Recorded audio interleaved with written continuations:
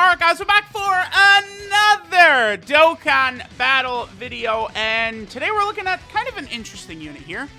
So HATCHIYAK, you know, who is kind of a weird character in Dragon Ball history, right? He's in like that sort of, what was it? It was like a video game, was it for Super Nintendo or something like that? Or way, like, early 90s.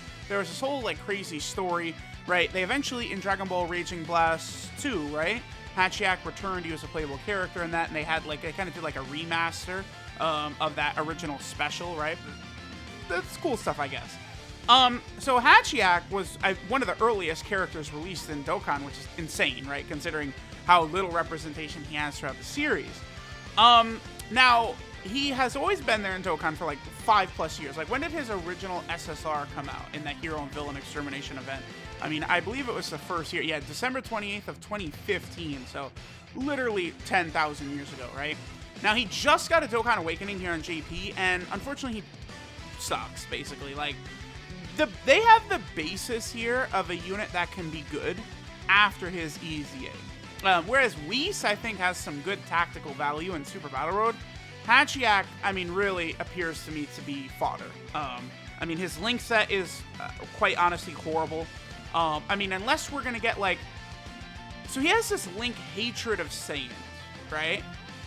Which he shares with, like, a bunch of baby characters. Now, I don't think Hatred of Saiyans could be, like, a category or anything like that, but with more strong baby characters being added into Dokkan, that would make HATCHIYAK look quite a bit better, right? So if they give us more babies, that would be good. Because Hatred of Saiyans at level 10 links, it's this one right here. At level 10 is 3 ki and 10% attack. That is a ridiculous link. That's really powerful. But, you know, he's got, like, Berserker, which sucks ass. I mean, Tough as Nails, 20% defense and 5% damage reduction is good. He's got big bad bosses. So it's like he's got solid links here and there, but it's like it's just a wonky link set overall that's not going to work great with like any like one unit or something like that, right? I would say that's what hurts him more than anything. He also has this wonky passive where he gets 30% attack and defense up to a max of 90 if there's a pure or hybrid Saiyan like enemy at the start, right? Now, obviously, right here, we're not going to have a pure or hybrid Saiyan enemy fighting Bojack, so you know, when there's passives like this, I tend to look at, like, you know, so this first run, obviously, is, you know, we're going up against, like, Bojack and stuff like that. So there's no pure hybrid Saiyans. And we'll go on a second team, and then we'll see his full passive. We'll go to probably, like, the Legendary Goku event or something like that. All right, so what is his defense? 53k is bad. Yeah, it's just, like, they restricted him to pure and hybrid Saiyans. He does, like, he recovers 40% HP at the end of turn if he kills an enemy, but, like, that, I mean, that is so limited for effectiveness. Under 700k damage right there. The other thing to remember, too, is that this is not a level 10 link showcase. So, you know, big bad bosses, we have to actually take damage to activate big bad bosses, right? Now, obviously, if you're really gonna use HATCHIYAK, that's probably the link to build around. So of course I have a number of units on the team, right, who have big bad bosses, who have some of his links. You know, I guess some stuff like Fear and Faith is not that hard to get. I did bring Baby again so we can get that Hatred of Saiyans activated, which is cool. You know, we can go ahead and test that out. But I don't know. Yeah, it's like I really like that they gave that HATCHIYAK an awakening. Like, they made him a lot better. What's funny is for the Hero and Villain Extermination event EZA area, HATCHIYAK was like a complete L. Like, you had to use him, and he was one of the worst units in the game. Like, he did nothing.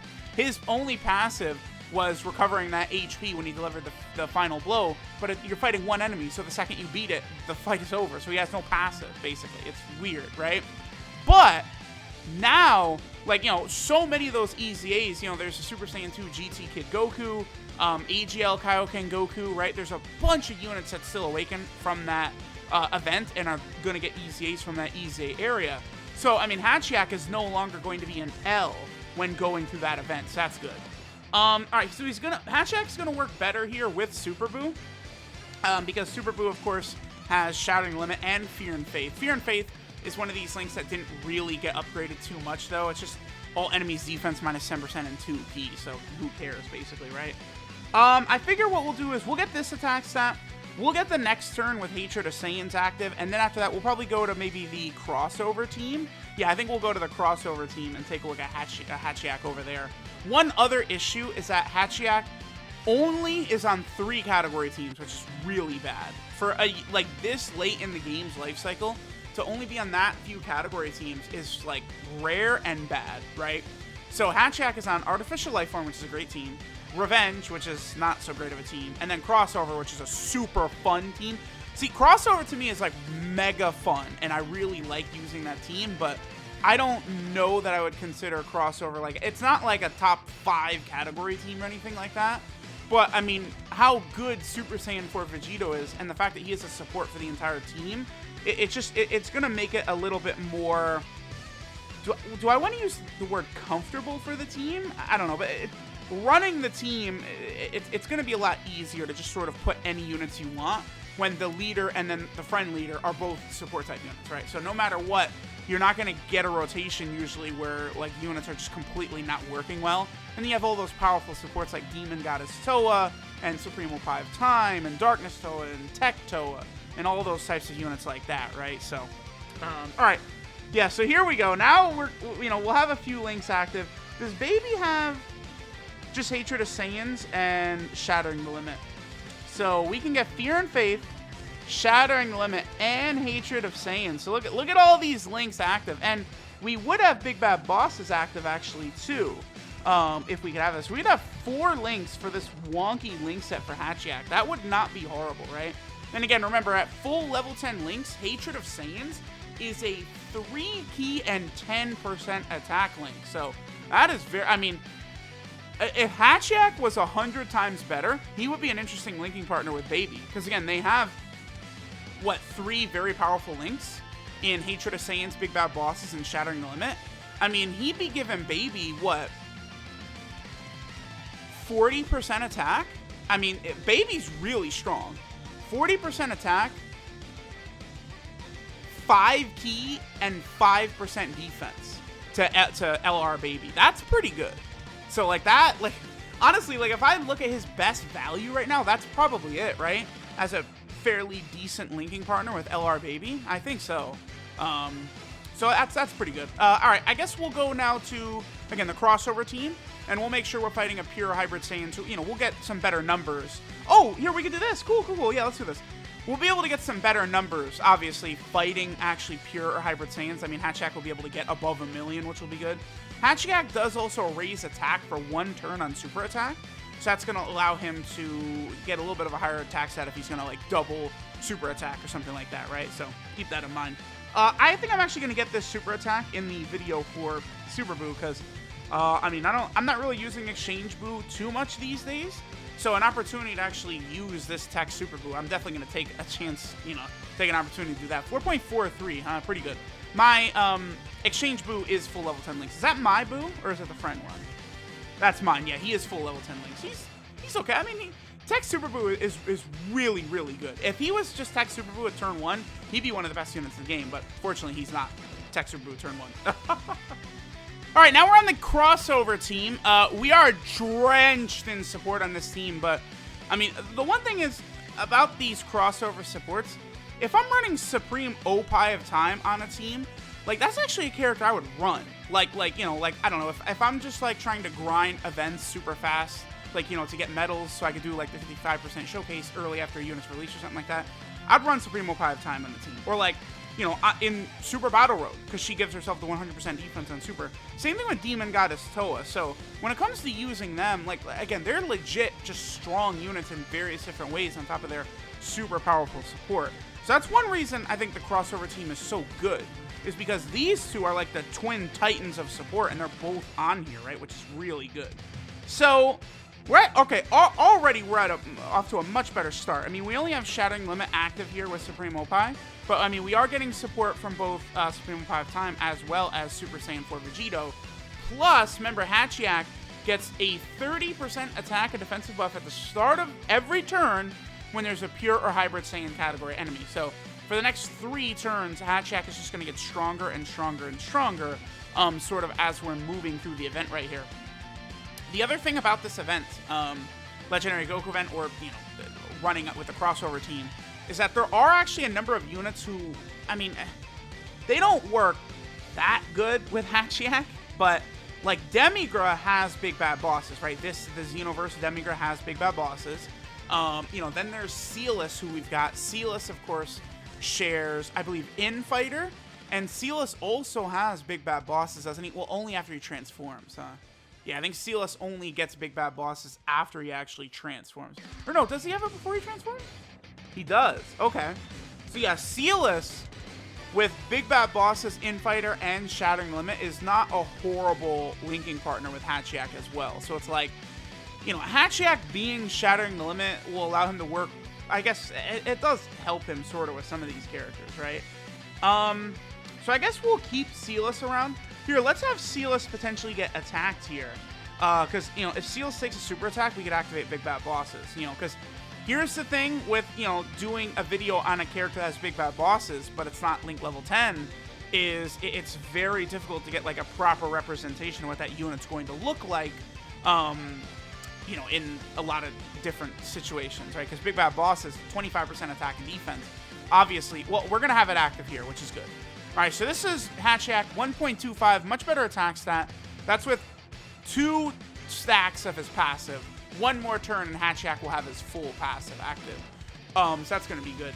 I guess the other thing, too, with HATCHIYAK is that in an event like this, the Legendary Goku event, can we have HATCHIYAK deliver the final blow here? Because, oh, wow, this is kind of rare. Okay. I remember when I did the Demigra showcase a while back, and he just refused. Like, it was like, I was on, like, STR UI Goku before Demigra finally transformed. Okay. And now, in this video, he wants to just steal the show. Whatever. We're not going to get very much footage of this guy on the channel ever, so we'll go ahead and let this turn play out. I kind of would like, because see, if HATCHIYAK delivers the final blow on one of these Gokus here, I mean, he is a 40% HP regen would be pretty good. So, like, if it comes to doing, like, the crossover team, potentially trying to, like, no-item Legendary Goku event, maybe HATCHIYAK could be useful. But probably not, because, like, we have Demon Goddess Toa as well, right? I actually don't want to heal, so I'm going to stay away from same type orbs and stuff like that. Because I don't want to heal. This isn't going to heal up us past where Big Bad Bosses is, though, with that friend Vegito right there. Okay. And then next turn, again, we're still going to have Big Bad Bosses active, and we're going to have all of HATCHIYAK's passive active next turn. So I think next turn will probably be our last rotation here. Also, don't forget that Celis, in his sort of first form, does give Artificial Life Form category allies 1 key and 20% attack, and then Time Traveler category allies 1 key and 20% attack, right? But now that he's, you know, fused into his transformation form, he loses that part of his passive. So, you know, he's a little bit of a support type unit there. All right, so I guess we'll do this right here. So we have Big Bad Bosses, Shattering Limit, and Infighter, all active right here for HATCHIYAK. Defense up to 100, and that's it? 113k. His full passive is active. That boy's not that good, huh? What is his defensive stat? 7,032. Yeah. Yeah, so I'd say our boy HATCHIYAK is pretty much just complete ass cheeks fodder. I don't really recommend going too crazy with this guy. But again, you do need him awakened. 1.29 right there. You need HATCHIYAK awakened to do the Extreme Z area. Wow, 3.57 for Celis right there. That's quite good. Just a little, you know, just a little secret between me and whoever is watching this video. My Celis is level 10 Link, so I'll have a video out for him shortly. But that was a pretty good attack stat by Celis. That's for a banner unit from 2019. That's pretty good by Celis. I have to say, Celis is not bad. All right, so yeah, HATCHIYAK is boy, that boy's pretty mid. I'm not gonna lie, but again, the EZA area is definitely easier, but you do have to have him awakened in order to do the EZA area now. All right, so this is Extermination Plan's ultimate weapon, Super HATCHIYAK. His leader is all types key 3 and 30% of stats, so he's an all types leader, huh? So, I mean, I guess that's good. In that you don't have to actually get any of the EZA area characters done first to have a strong leader there. You could just have the HATCHIYAK. You have his leader skill good to go. That's probably why they gave him an Awakenings so you could use HATCHIYAK as your leader. Yeah, probably. His super attack is the full charge Revenger Cannon, which raises attack for 1 turn and does supreme damage to the enemy. His passive skill, Resentful Blow, gives him 60% attack and defense at the start of turn. Then he gets an additional 30% attack and defense up to a max of 90 at the start of every turn if there's a Pure Saiyan or a Hybrid Saiyan category enemy. You know, they probably should have added Namekian in there too, because Piccolo is there too, so you know, that's unfortunate for our boy Piccolo. Then HATCHIYAK also recovers 40% HP at the end of a turn when delivering the final blow. So, I mean, the healing could be helpful sometimes. I guess that would be really good on, like, STR Cooler or something like that, right? Like a unit that's just going to piercing ridiculous damage. Or, like, Physical Beerus, if he had that, like, that would be crazy. For, like, you know, like, these Super Battle Road stages and, like, these long events and stuff like that. That would be actually, thinking about, on, like, Physical Beerus, that would be, like, overpowered. Like, if he recovered, like, 50% HP every time he dealt, like, a finishing blow like that or something, that would be so powerful. The problem is that they kind of give it to these units who aren't really the greatest, right? If that's, like, an addition to one of these mega top-tier units, that could look good, but it's not going to look good on HATCHIYAK, right? HATCHIYAK's links are Hatred of Saiyans, Berserker, Tough as Nails, Big Bad Bosses, Infighter, Fear and Faith, and Shattering the Limit. So a wonky link set, but, I mean, Shattering the Limit, you know, Big Bad Bosses, Hatred of Saiyans, I mean, those are useful links. I mean, Hatred of Saiyans, you just got to get them with Baby, but, you know, we'll see when a stronger Baby comes out in the future, right? Oh, wow, HATCHIYAK's 12-key multiplier is 130%. That's pretty bad. Usually, that's uber rare, that, like, Awakenings are at 130%. What was his SSR?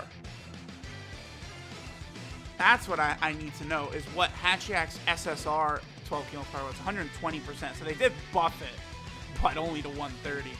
And then the final thing is our boy HATCHIYAK has a couple of categories here. Not anything too crazy.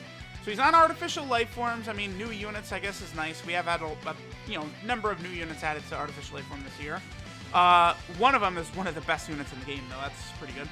Then he's on the Revenge category, which sucks ass, but I mean, they got one of the best units in the game as well. Yeah, I mean, this team will look better again with Dokkan Fest Baby. Maybe like Spirit Bomb Sword Rage Trunks could get like an LR. Another Dragon Ball Z Broly could come out. Like, there's units, I guess. Great Ape Kid Goku, maybe. You know, we'll see. And then finally, he's on the Crossover team. Crossover's probably where he'll be at his best. No, I don't know. Probably Artificial Life Form to link with Baby. He'll be okay on those two teams. I don't know. HATCHIYAK is kind of mid. Let me know what you guys think of him. Thanks for watching. And I'll catch y'all next time.